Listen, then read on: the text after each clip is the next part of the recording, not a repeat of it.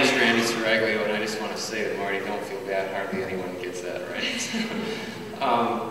I've lived in Pima County for almost 20 years and watched the communities of southern Arizona struggle with the negative impacts of mining throughout that time. And I want to congratulate everybody on the detailed and thoughtful comments here this morning. I would suggest there's a reason for that, because people in southern Arizona are very familiar with the impacts of mining, and we know too well how negative it can be. The problem with this process is that it's not ready to start yet. I represent the Center for Biological Diversity, and my organization is very familiar with the NEPA process and environmental impact statements, usually through the courts.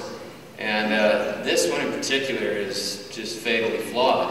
A lot of the information that this study is supposed to produce is not going to be available for years.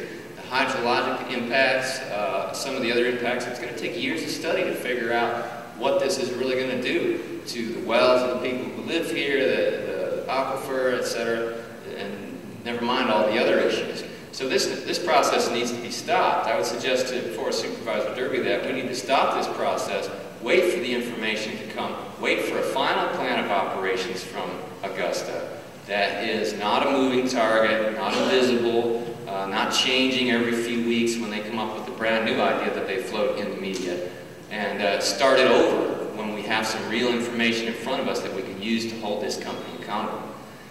Secondly, I would say that a lot of folks aren't aware of some of the history of this. You know, every time there's a peak in the copper price, we're asked to sacrifice our natural heritage for short-term profit. There's inevitably a valley for every peak, and then we're asked to give up our jobs and deal with the big pile of poisonous waste that's left behind when the companies pack up and leave town.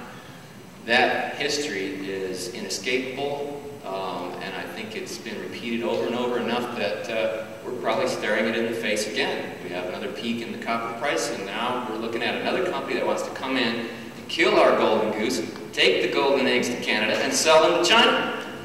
That's not something that people in southern Arizona are going to put up with. We didn't put up with it 10 years ago when the Sarco tried this. A lot of people don't know that the design on this t-shirt was crafted 12 years ago for the same situation. When somebody came with, Sarco came with another bad idea to ruin the Santa Rita Mountains with an open pit copper mine.